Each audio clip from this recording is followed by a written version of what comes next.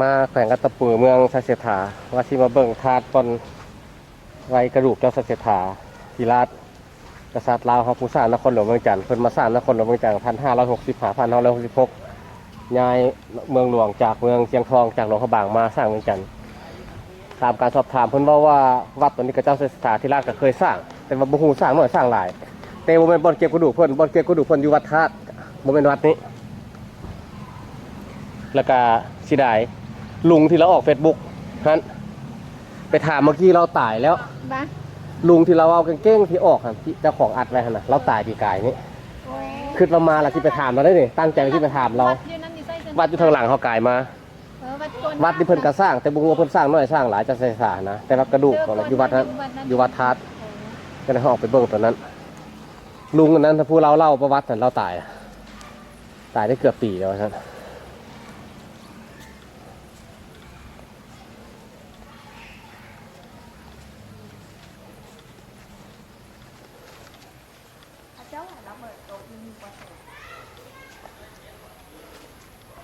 ซ่อมแปลงปูพื้นปีพศ2007ศรัทธาทานขมันพ่อครัวพระบานวัดหลวง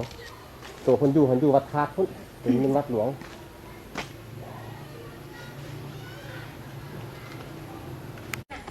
เห็นแล้วคือละเห็นแต่เจ้าว่าซ่า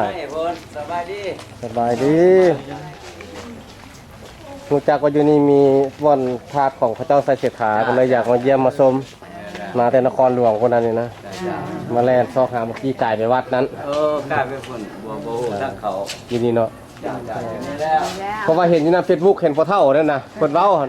เพิ่นเสียแล้วเนาะแล้วเสียแล้วเสียโดนบ่ได้ละเสียวังแรงนี่เราเห็นข้าวนิ้วนะฮะล่ะเห็นเพิ่นเว้าเพิ่นหยังก็เลยห้อยชื่อเพิ่นชื่อหยังก็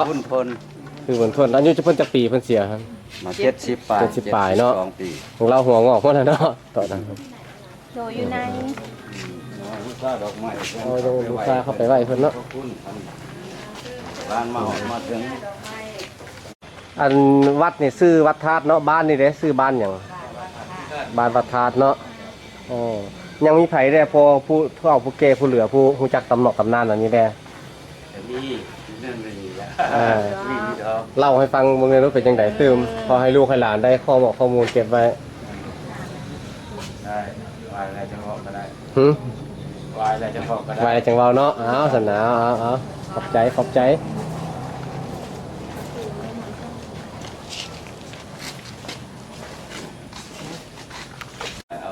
ั้งใจจังใจมาใช่ไหมเนี่ยเมื่อกี้ตายเพิ่นอยู่ยังจันเนาะลูกหลานขอญาติท่านผู้ชายหอยด้วยครับ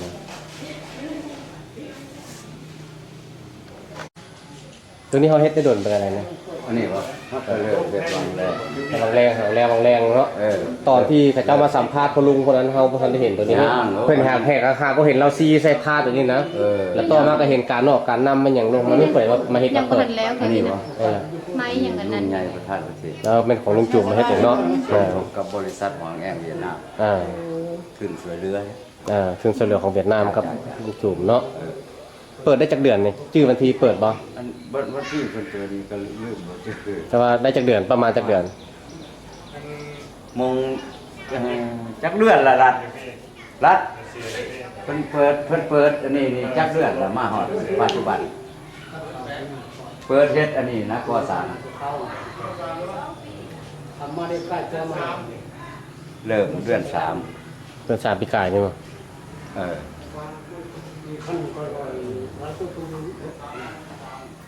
ตัวนี้นี่สิได้เอาประวัติน้ำไผ่แดงนี่เอาน้ำพะโล้บอกควรจะให้เล่าให้ยังไงฟังจังหน่อยคันอันนี้ก็อธิบายฟังเดี๋ยวจังหน่อยให้กับเจ้าไว้แล้วเราจะให้พะโล้ยืนอยู่ให้เราจะถ่ายเก็บไว้นะมาให้ลูกให้หลานให้หลายคู่หลายคนเฮามักประวัติศาสตร์แต่ก็เพราะว่าครูอยากศึกษาเก็บไว้ได้ศึกษาเลยจะเท่าตาหน้าให้ดูหมดเลยแม่นแล้วดีพ่อก็ได้อยู่ของเขาที่ผู้ชมนี่มันจะใส่กระดูกของพ่อนี่ลูกชายเนี่ยแม่นละเห็นของลูกชายกับของพ่อแล้วไปมากก็เลย กลุ่มของสาธารณะก็มา เวลา เออ เอาต่างๆเลยไม่ตู้ ในเป็นชื่อเนี่ยเศรษฐาเวลามีน้ำเดิมว่าเดี๋ยวโซ่จะเสร็จแล้วโซ่ โหลดชิ้นแห้งได้ก็ได้ โคตรสลาจะเป็นเวลาที่นครเชียง จะไม่เท่าของใหม่เขาจะใช้ตรงนี้อัดเสียงแล้วเขาจะเป็นต่อเสียงต้น เจ้าสัญญาเศรษฐาเวลาแม่บรรพบุรุษองค์หนึ่งของละมีความเพียรกล้าสามารถทางด้านศิลปะและวิทยาการและได้คนโพมาจากหนังสือเวลาถูกนึงเขียนว่าพระเจ้าสัญญาเศรษฐาธิราชมีน้ำเรื่องว่าเจ้าเศรษฐวังโสเจ้าเศรษฐวังโสซึ่งเป็นบุตรของพญาโพธิสละเจ้าเป็นวิลาของนครเชียงทองหลวงพระบ้าสินครเชียงทองหลวงพระบ้าเมื่ออายุ14 ปีถูกสืบเป็นแม่พญานางยอดคำพระนางยอดคำซึ่งเป็นบุตรของเจ้าเป็นดินเชียงใหม่เจ้าเศรษฐวังโสเกิดที่1534เวลาเยาว์วัยเจ้าเศรษฐวังโสได้ศึกษาความรู้ทางด้านศิลปะดินพญาอยู่วัดป่าสมันที่นครเชียงทองหลวงพระบ้าเมื่ออายุได้14 ปีพญาโพธิสละเป็นพอก็ดีพระไทยเป็นอันมากที่ได้เห็นพระสังฆเจ้าพญาแสนหลวงลูกชายของลาที่มีความเก่งกาจสามารถสนั่นจึงได้นำไปขอเอาเจ้าเศรษฐวังโสลงไปเป็นเจ้าแผ่นดินแทนพอที่นครเชียงใหม่ในปีพศ1548พอมาถึงพอปีพศ1550พญาโพธิสละเป็นพอประสูติสวรรคตสนั่นอันเป็นมาลาซามุตีทั้งหลายจึงได้แต่งตั้งพญายศหรือเขียนลงไปเส้นอาเจ้าเศรษฐวังโสถึงมานครขึ้นเพื่อถวายพระเพลิงในบวชต้นน้ำพอโพธิสละเจ้าแผ่นดินลาวเมื่อสิ้นพิธีบริบูรณ์แล้วเสนาราชามุตีจึงได้ทำพิธีอัญเชิญเจ้าเศรษฐวังโสเป็นเจ้าแผ่นดินปกครองแทนพอปกครองไม่เป็นเจ้าเศรษฐวังโสในนครเชียงทองหลวงพระบ้าเวลานั้นแมนมีความเพียรกล้าสามารถทางด้านศิลปะและวิทยาสามารถปราบศึกศัตรูภายในทั้งภายในและภายนอกอย่างพิลาอาถรรพ์จากนั้นก็ได้สร้างสร้างพัฒนาบ้านเมืองสร้างคงเรื่องสร้างในเมืองลาวขึ้นสร้างพระธาตุหลวงอันนั้นนครเวียงจันทน์ในปีคศ1566เมื่อสร้างพระธาตุหลวงสร้างความพระธาตุเจดีย์เก่าที่พญาอโศกราชได้สร้างไว้ในปีคศ1567เมื่อสร้างพระธาตุหลวงแล้วยิ่งได้สร้างหลายๆวัดสำคัญคือวัดป่าฤาษีสังหรณ์วัดประกันทองพี่น้องย่างค่ำสร้างอุโมงค์ลมถาดพระอรหันต์ที่วัดป่ามหาพุทธองค์แม่นถาดคุณพระวันนี้สร้างเจดีย์ก้นถาดวัดเนาที่ภูเขาหลวงสร้างวัดโค่นน้องกกน้องค่ายสร้างเจดีย์ก้นถาดวัดเนาที่ภูเขาหลวงสร้างวัดปานะคือน้องกกน้องค่ายในสร้างอุโมงค์ลมถาดพระอรหันต์ถาดมา ที่ผมตะมุ่นมันบ่ตะเกียบ เมืองท่าแขกนครมาลุกเมืองนครมาลุกในเมืองท่าแขกเป็นวัดหนึ่งข้อขาและยังได้สร้างพระธาตุยิ่งหั่งแล้วก็พระองค์ยังได้สร้างพระธาตุสีสองหักอยู่อำเภอด่านสาดจังหวัดเลยและก็ได้สร้างพระพุทธรูปองค์สำคัญนี่คือพระองค์ตื่นพระสุขพระเสริมพระไสส่วนพระไซแมนประดิษฐานอยู่วัดน้องค่ายส่วนพระเสริมแมนอยู่ประดิษฐานอยู่วัดปทุมวนารามในกรุงเทพส่วนพระสุขแมนจุ่มน้ำอยู่ ข้าวบ้าน ท่า สุก น้ำบ้านเวิร์นสุขในเวลาไข่สยามจะเอาไปกรุงเทพพอมาถึงปีพศ1572พญานครกับพระสังฆราชกิจมีการกบฏของพระเจ้าเป็นสิทธาธิราชเพราะว่า ยักษ์นครที่จะเป็นเจ้าแผ่นดินเนาะส่วนพญาสังฆราชที่จะเป็นเจ้าอำนาจพระราชภูทั้งสองคนนี้จึงได้มีคนอุบายทั่วหน่วหลอกค่ะจากสัญญาเศรษฐาจึงได้มีคนอุบายหลอกทั่วหน่วว่าพญาเมืององค์การเสกกับพื้นหรือกับพระองค์ที่มีพอให้พระองค์เอากองทัพหลวงลงไปที่เมืององค์การอัตตปือดวนส่วนพญานครเองขอขันรักษาห่วมกำลังและออกหาพิธีน้ำโดยคงเมื่อพระองค์ทรงสารอยู่ในใจความดังกล่าวนี้ของมีความรู้เสือมีความจริงสนั่นจึงได้เกณฑ์เอากองทัพหลวงลงไปที่เมืององค์การอัตตปือในปีพศ1572พอมาหอนเมืององค์การอัตตปือแล้วจึงได้ทำคนอุบายเอากองทัพของเจ้าใส่สินค้าเขาวางข้างในวงสังกัดของกองทัพท้าวพญานครเมื่อได้โอกาสที่แล้วท้าวพญานครจึงได้สั่งกองทัพหรือกองทหารกันออกที่ยานพนาเป็นกองทหารของเจ้าใส่สินค้าแต่กระจัดกระจายในลงใต้และขึ้นมาจนพญาเป็นเขาใส่ปีกวกปีขาสังวัตพญาถึงจันกองพญาทรงทำเองจึงได้ไล่ทหารจำนวนหนึ่งรับขึ้นนครเวียงจันทร์ที่เจ้าเส้นยาสีท้ากีฬาเนี่ยนครจริงได้พวกหยอดหลอกคำน้ำซึ่งกระมานมาขาดนี่ว่าทางไหน น้ำเซ็กก็หมันเป็นบ่ น้ำไม่เลยแหละ พอมาถึงปากหัวไส้เท้าบ้านเก่าเป็นทางครัวขำมาข่าวพญานครจริงได้เอาสั่งเขาเพิ่นเป็นสั่งพญานครเขาเพิ่นสั่งเดี๋ยวใส่เศษท้าคือว่าพญานครเป็นเนี่ยท่านจะใส่เศษท้าใต้ก็พอซาส่วนสั่งศพของเดี๋ยวใส่เศษท้าตอนนั้นเอาทั้งไว้ขังอกย่างใหญ่2 ต้นที่แดนเมืององค์การอัตตปือจากนั้น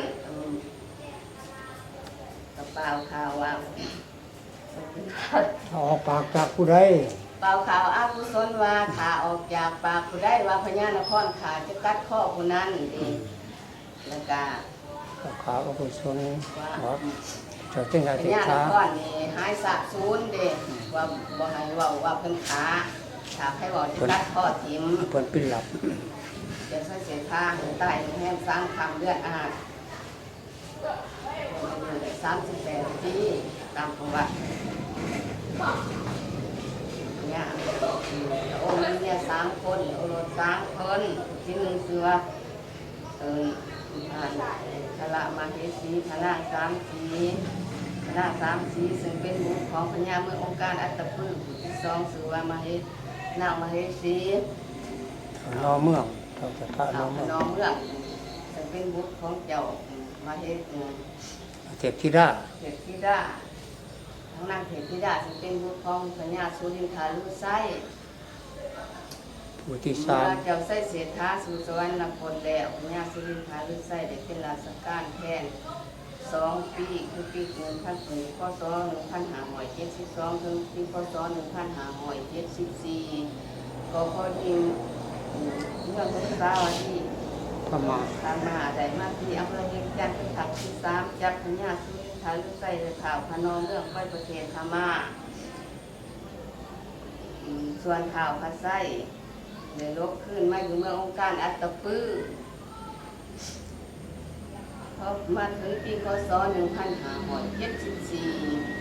ข่าวพระไส้ถูกห้อยคอของต้นใต้ละเอียดจากนั้นห้อยคล้ายควายที่เห็นเหตุการณ์จริงๆวันข่าวพญานครขาพ่อของต้นพอมาถึงปีพศ1579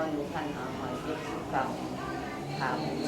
วพระไส้ถึงไปเอาอุปสมบทราชการคนเอา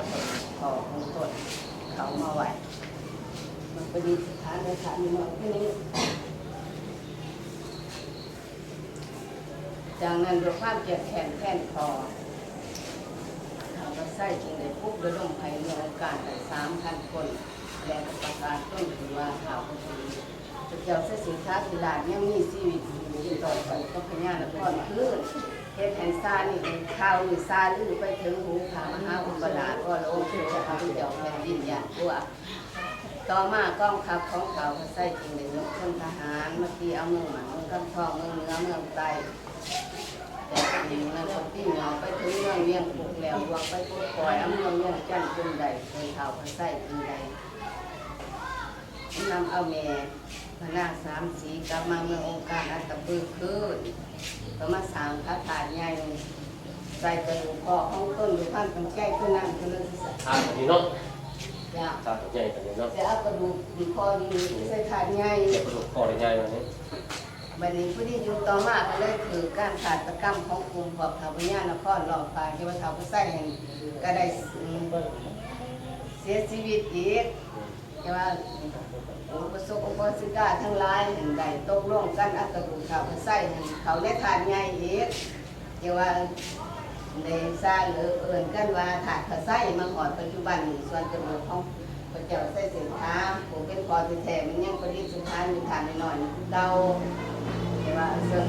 วันในการเราประวัติเนาะมาหอดอีกเป็นเมื่อเท่านี้ ตรงนี้เป็นปัญหาภาษาปีนี้เนาะเราก็เปิดตั้งแต่3เนาะ จ้าจ้า ทางสังเกตทางการนำ ขอบุญคนจริงๆของเจ้าเป็นเสียงท้าว่าขังซานหมู่ร้านมือสุขทุกคนมาเถอะ เพราะนั้นเขา ไกลกว่า เขา ฟังฟังฟังเพื่อนเลยนะมาผูกแขนให้ดูให้ แค่ ได้ ในลูกไอ้ร้าน ใจไงเด้อใส่หมวก การมาเมตุเป็นปากปากคนเป็นกระป๋องลูกไอ้ลูกไอ้ นี่ ร้าน เนี่ยมาหอนมาถือเป็นสารนุภาพที่ชื่อเป็นคำเกิดขึ้นทางของความตายเนี่ยเป็นเรื่องทำการเรียนรู้จักดีนี่แม่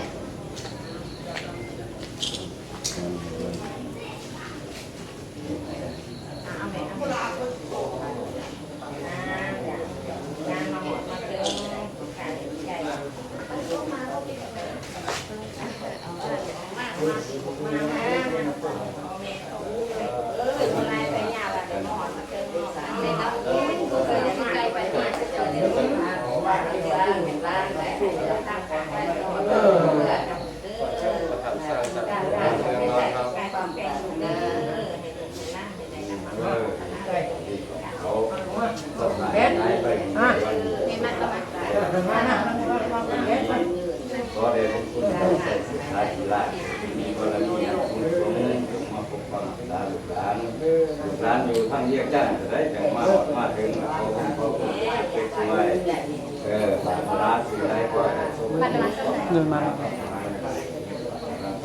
ก็เข้ามาสักการให้มาชักตำแหน่งสูงขาดท้ายกันหลังด้วยได้มีเงินวัดเงินมา ถ้าคนร่ำคนรวยก็ให้มีเงินหลายๆเท่า ให้มีเงิน เ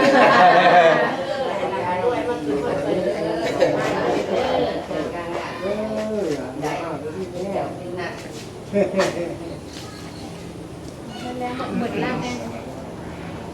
เรา หมดแล้ว